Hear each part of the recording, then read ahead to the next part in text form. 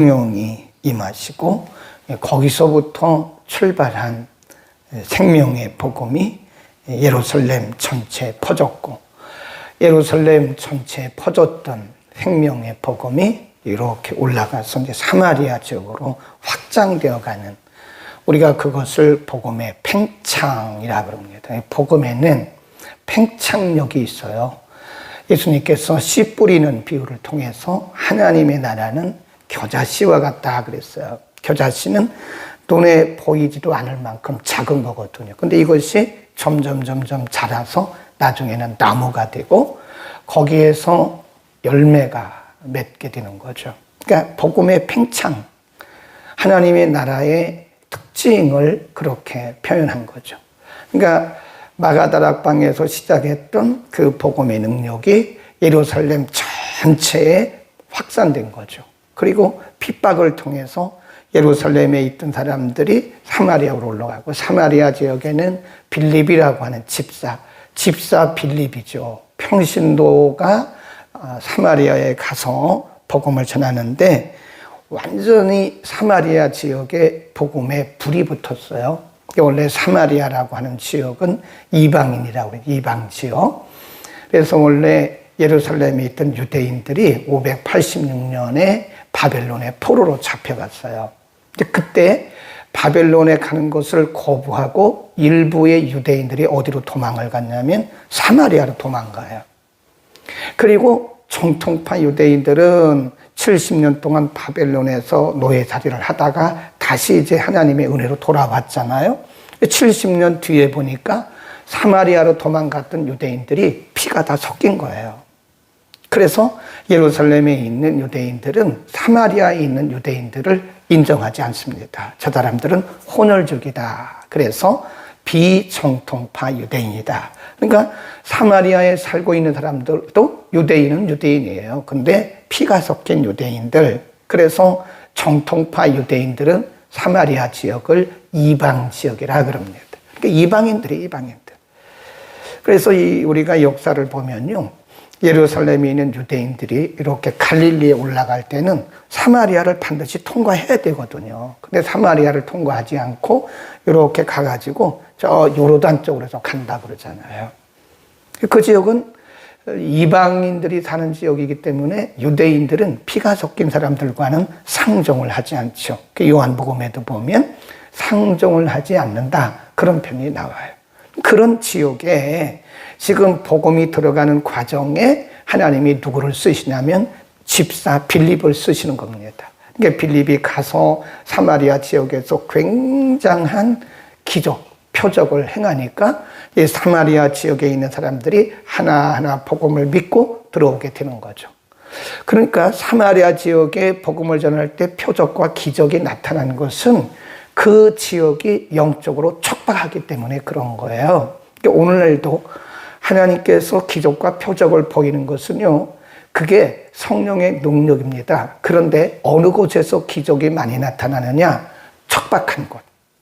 그러니까 우리같이 이렇게 복음이 보편화된 곳에는 기적이 많이 안 나타나요.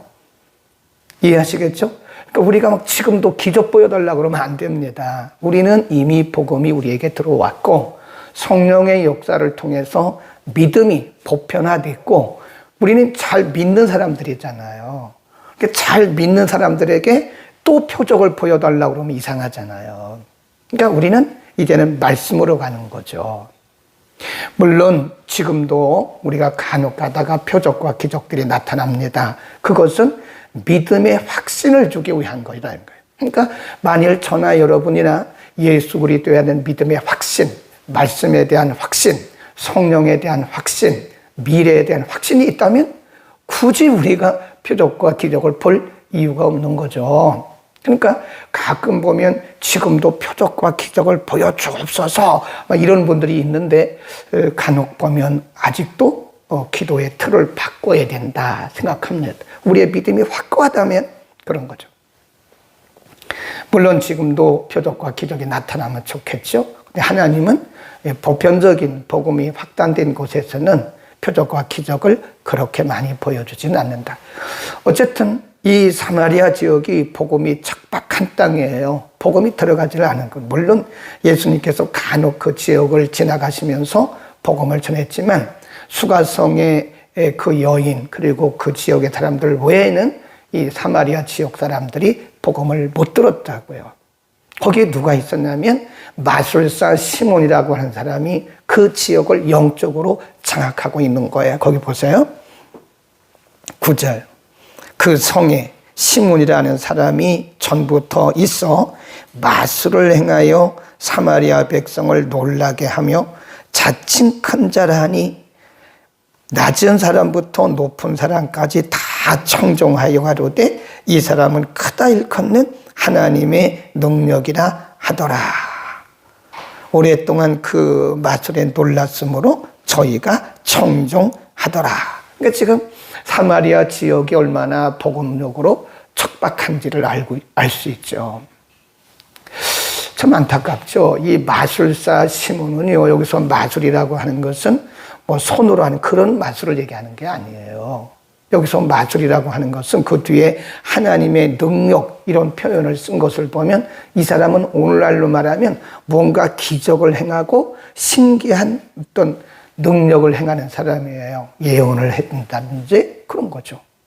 네, 신기한 어떤 신기, 우리가 신기라고 그래요. 무당들을 신기 있는 사람이라고 그래요. 무당은 틀림없이 신기가 있는 사람이에요. 가끔 믿는 사람들 중에서도요, 그렇게 사역을 하는 분들이 가끔 있어요. 신기 있는 것처럼 사람들의 미래를 맞추고 뭐 그렇게 하는 거. 그러니까 아마 이 마술사 시몬이 그런 사람이 아니었는가. 신기가 있는 사람이에요.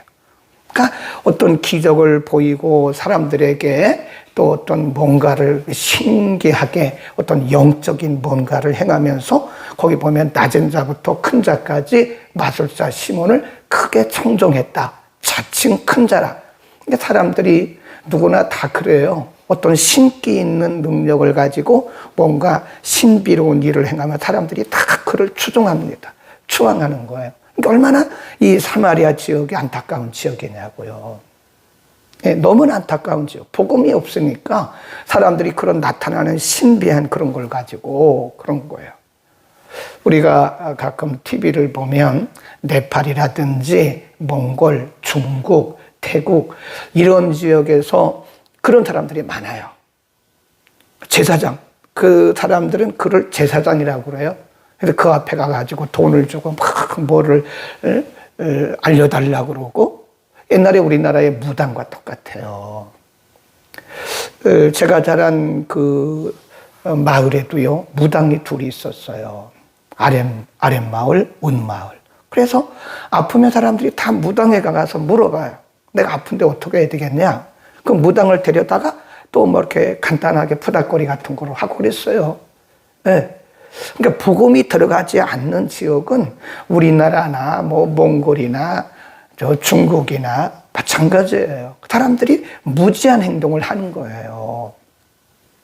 그러니까 참 우리가 생각할 때 사마리아라고 하는 지역이 참 안타까운 지역이죠. 복음이 안 들어가니까 사람들이 신기 있는 사람들 앞에 가가지고 뭔가를 물어봐야 되고 그런 거예요. 바로 그곳에 하나님이 빌립이라고 하는 사람을 보내서 복음이 들어간 거예요. 거기 보세요. 12절. 시작.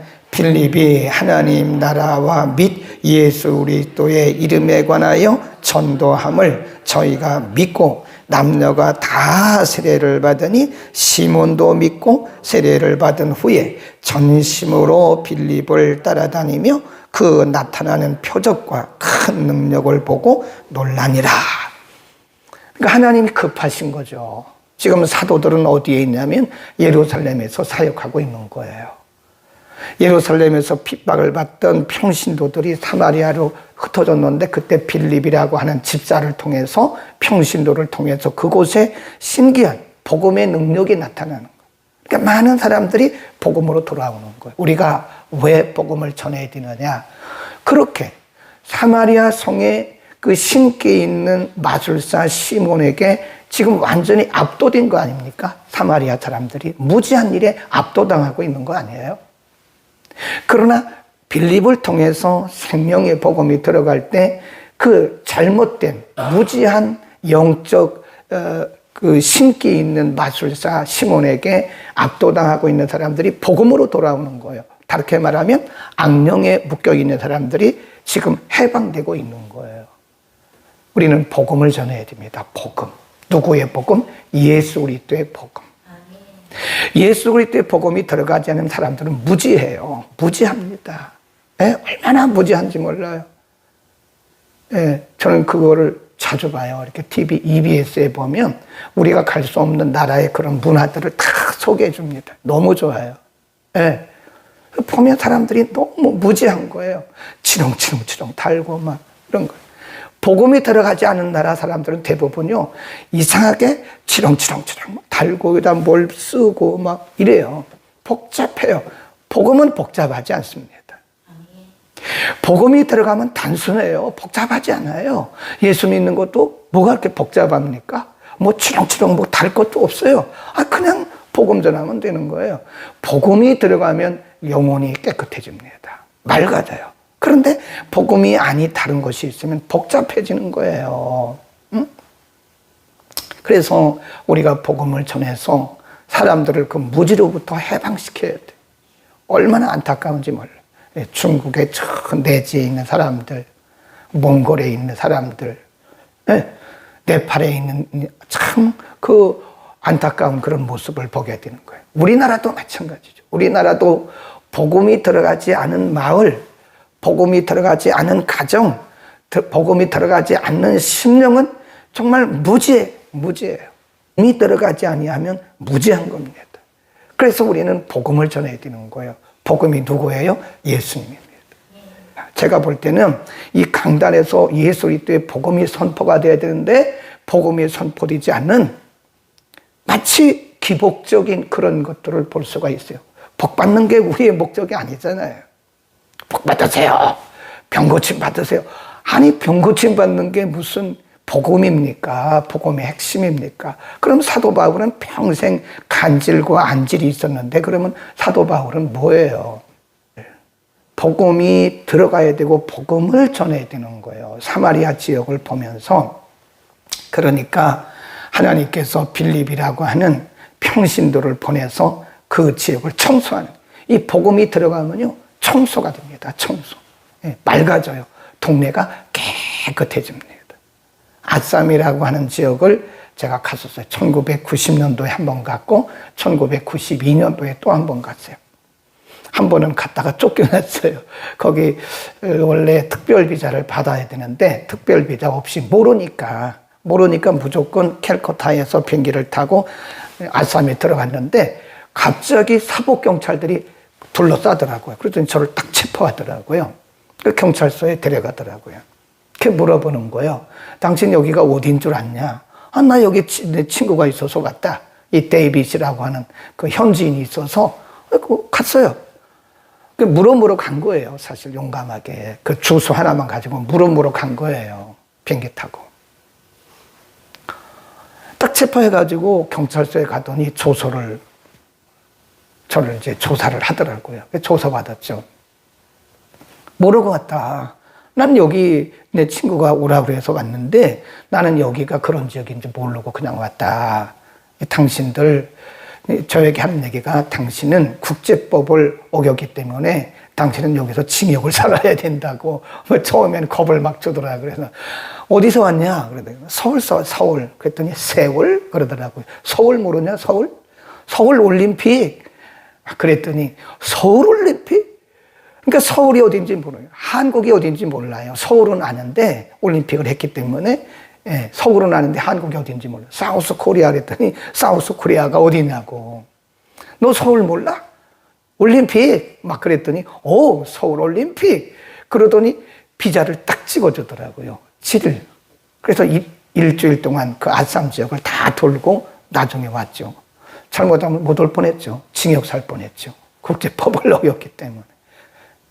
근데 거기 가 보니까요, 사람들이 다 무지해요. 그 저 해발 3,000m 이상에 사는 아주 높은 고산 지역이거든요. 교회도 있는데도 사람들이 이렇게 무지해요. 그런데 의사들도 이렇게 보면 막 치렁치렁치렁 뭘 달고 다니고 막 여기다 뭘 칠하고 다니고 의사들인데도.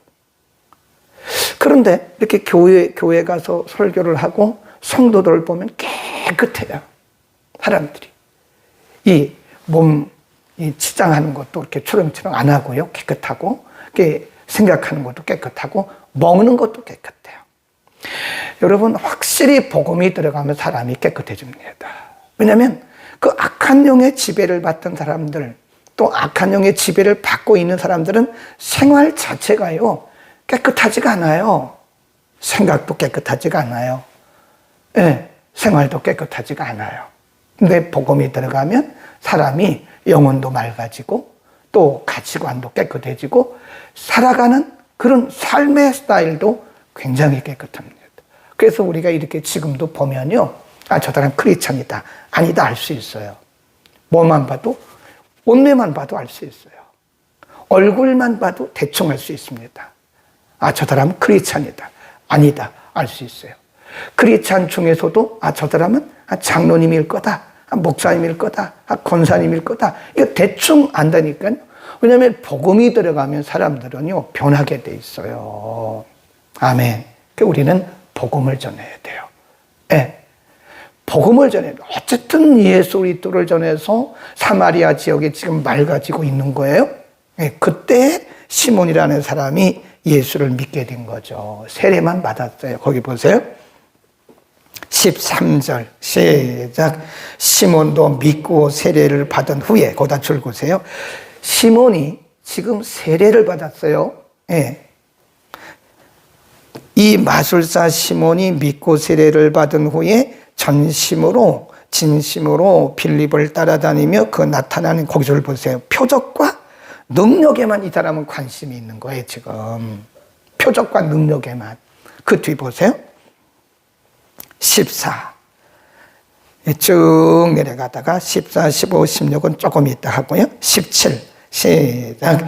이에 두 사도가 안수함에 성령을 받는지라 시몬이 사도들에게 안수함으로 성령 받는 것을 보고 돈을 들여가로되 이 권능을 내게도 주어 누구든지 내가 안수받는 사람은 성령을 받게 하여 주소서. 이게 지금 제가 왜 13절에 세례를 받고 시몬이 말이에요, 마술사 시몬이 세례를 받고 표적과 그리고 큰 권능을 보고 놀랐느냐, 여기에 줄을 그으라고 그런 거예요. 시몬은 아직 복음이 안 들어갔어요. 세례는 받았어요. 그러니까 세례가 그 사람의 구원을 보장하는 게 아니에요.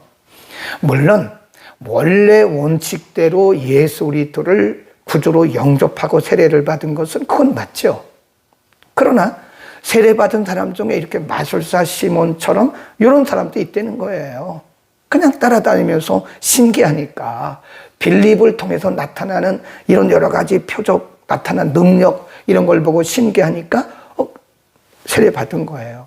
그러나 아직 그 속에 온전한 복음이 들어가지 않았다. 그러니까 사도들이 예루살렘으로부터 내려왔어요.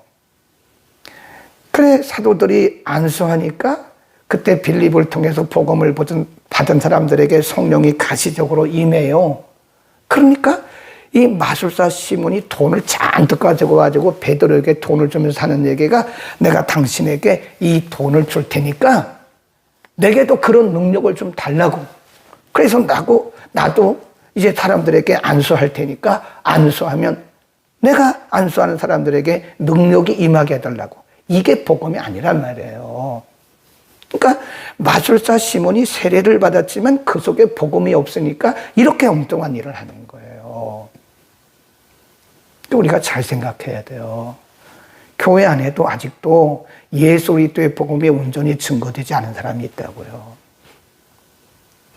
아유, 저 사람 세례 받았는데요. 세례 받은 거 가지고 여러분 보장하지 말라니까요. 저 사람 열심히 있는데요. 열심히 있다고 보장하지 말라니까요. 그 안에 정말 살아계신 예수가 그 안에 계신가? 사도 바울이 고린도 교회에게 뭐라고 그랬어요? 너희 안에 예수가 없으면, 너희 안에 정말 예수가 있는지 너희 자신이 조사해보고 너희 스스로가 확증하라. 만일 너희 안에 예수가 없다면 너는 그리스도의 사람이 아니라. 고린도 교회가 어떤 교회입니까? 고린도 교회가 은사가 나타나는 교회 아닙니까? 고린도 교회가 성령의 능력이 나타나는 교회 아닙니까? 그 교회에게 사도 바울이 말한 거예요. 그들은 굉장히 똑똑한 사람들이에요. 그러니까 파당을 지은 거예요. 바울파, 아볼로파, 베드로파, 예수파 파당을 지어가지고 서로 막 높고 낮음을 자랑하는 그런 교회였다고요. 그 교회에 바울이 말했어요. 너희 안에 개인의 심령 가운데 예수 그리스도가 계신가 너희 스스로가 점검하고 확증해라. 만일 너희 스스로가 너희 안에 예수가 계신 줄을 너희가 알지 못하느냐? 그러면 너희는 버리운 자야. 너희는 그리스도의 사람이 아니야. 라고 굉장히 심각하게 말을 했어요.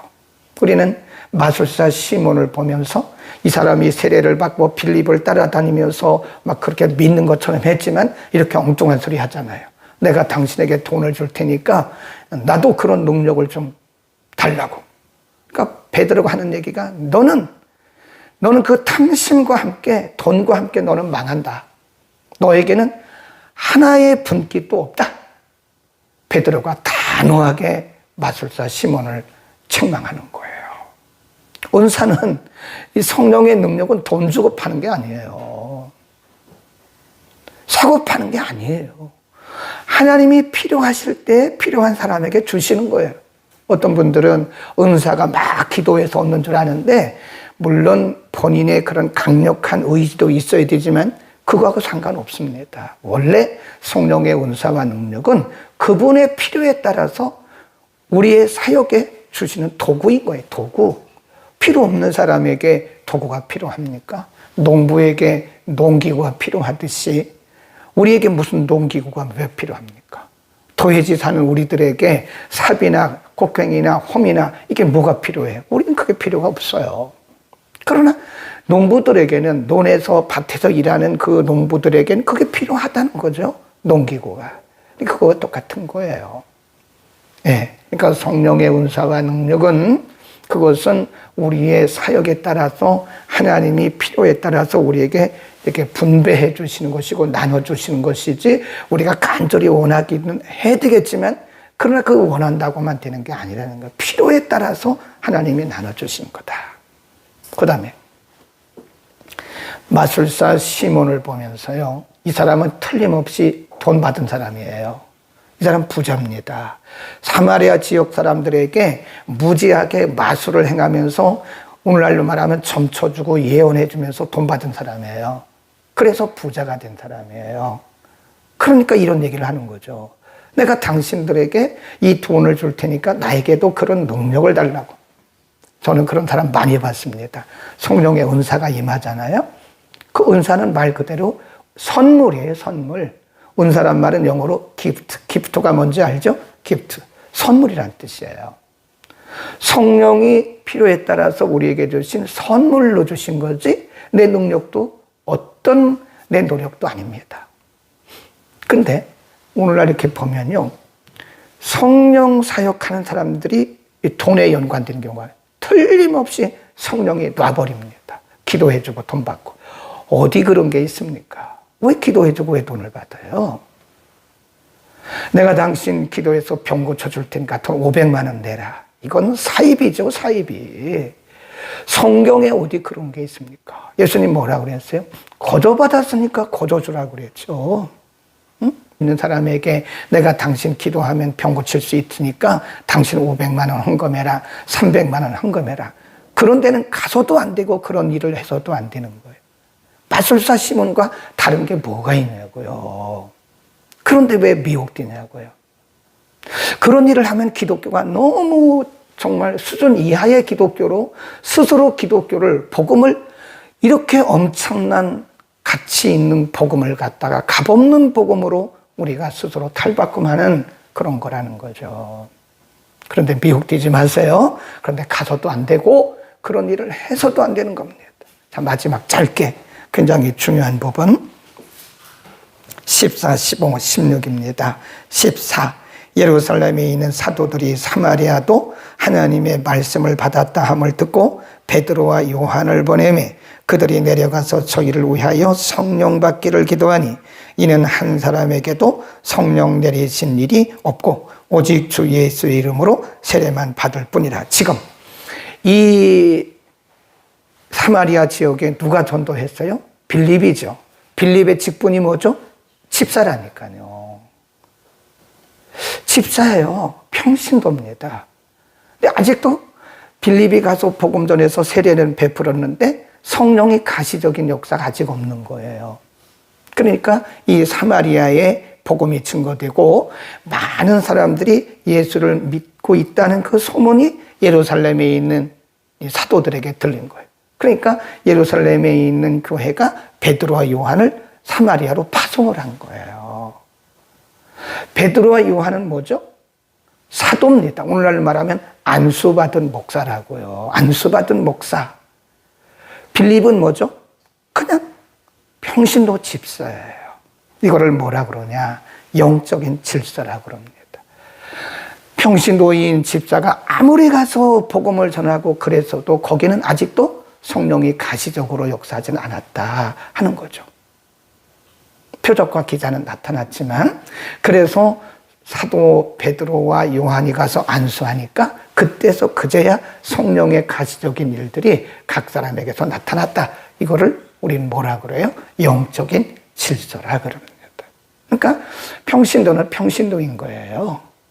네, 평신도가 아무리 표적과 기사가 나타나도 거기까지입니다. 그래서 안수받은 목사가 필요한 거다 하는 거죠. 그래서 이것을 하나님의 영적인 질서라. 그러니까 모든 사역은 영적 질서에 의해서 움직여지는, 교회도 마찬가지예요. 네, 항상 영적인 질서에 의해서 움직이는 것이 하나님의 세계다. 기도합니다. 거룩하신 우리 아버지, 이 아침도 우리를 불러주시고 생명의 복음을 듣고 전하도록 은혜 주심을 감사합니다. 사마리아 지역이 영적으로 황폐했으나 빌립을 통해서 생명의 복음이 들어갔고 생명의 복음을 통해서 영적 청소를 하신 것을 우리가 오늘 상고했습니다. 아직도 복음을 듣지 못한 사람이나 가정이나 마을은, 지역은 모두 다 영적으로 무지한 것을 우리가 알고, 오늘도 우리가 많은 영혼들에게 복음을 전해서 저들이 밝은 비단에 살아가게 하옵소서. 하나님은 지금도 한 영혼이라도 더 구원에 이르기를 원하시고 복음 아래 있기를 원하고 계십니다. 우리가 복음 전하는 복음 전달자의 삶을 살게 하옵소서. 하나님 앞에 귀한 물질 드렸습니다. 드린 여종의 손길과 가정을 하나님 축복하시고 날마다 때마다 시마다 영혼력의 강건함과 함께 필요한 은혜들로 충만케 하여 주옵소서. 예수 그리스도의 이름으로 기도드립니다. 아멘.